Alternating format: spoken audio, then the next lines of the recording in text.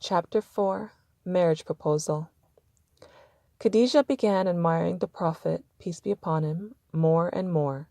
She was impressed by his hard work, honesty, and trustworthiness. She also liked his simple and unaffected ways. She thought to herself, "He is the best man I have ever met in my life." One day, one of her best friends, Nafisa bin Munya, came to meet her. They were sitting together and talking about the Syrian caravan and the goods it had brought Khadijah. Khadijah remarked, "I have never made so much money on any of my earlier ventures. I was very lucky to have hired Abu Talib's nephew. He is a good and sensible man." Her friend agreed with her and said, "Yes, you were very lucky indeed." And then a sudden thought struck her.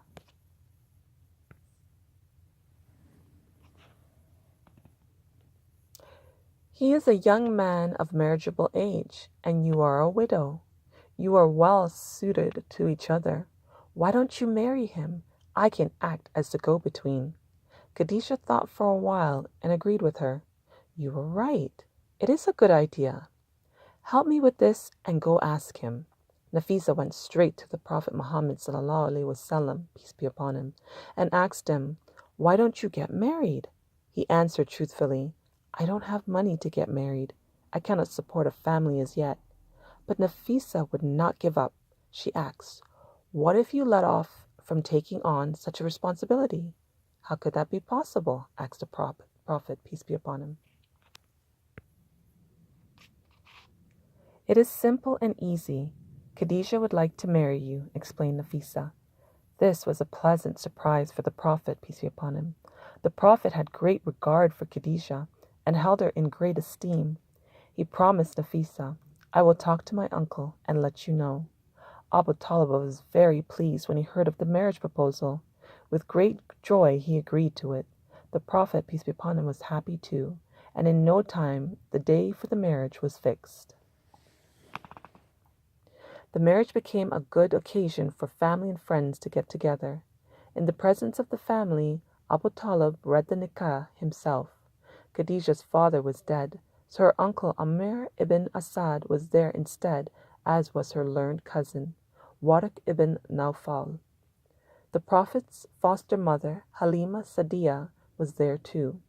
For a couple of days, the Prophet, peace be upon him, and Khadijah a.s. lived at the house of Abu Talib. Then Khadijah bought a house from her nephew, Hakim ibn Hizam, and they moved there. Chapter 5 Life with Khadijah. The Prophet Muhammad ﷺ and Khadijah a.s. did not live in their new house alone. There were many more people who lived with them. There was Ayman, the old maid of Amina, the Prophet's mother, who brought him up after his mother died. There was Zayd ibn Haritha, a slave. Khadijah gave him to her husband to help him with his work, but the Prophet, peace be upon him, immediately freed him and treated him like his own son. Zayd ibn Haritha loved the Prophet so much that when his own family came to take him back home, he refused to be parted from the Prophet and stayed on with him.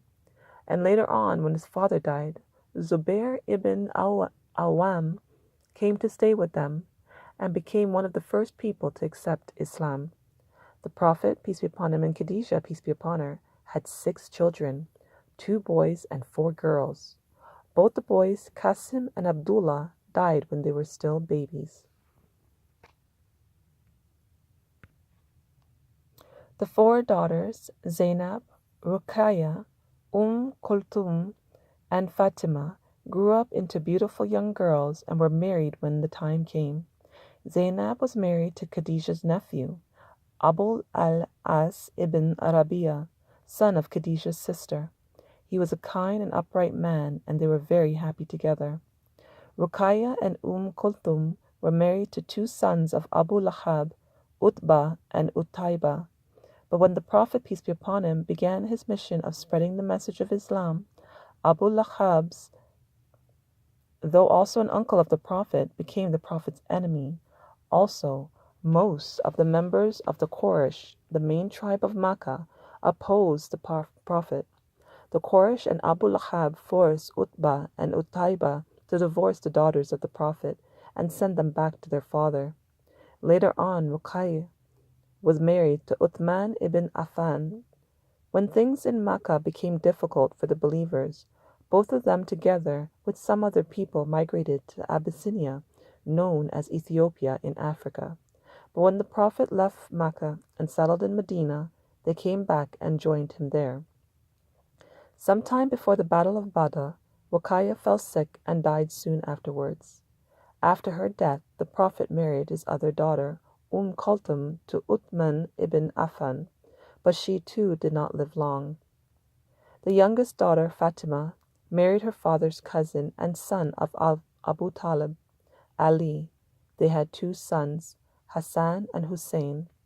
The Prophet loved his grandsons very much.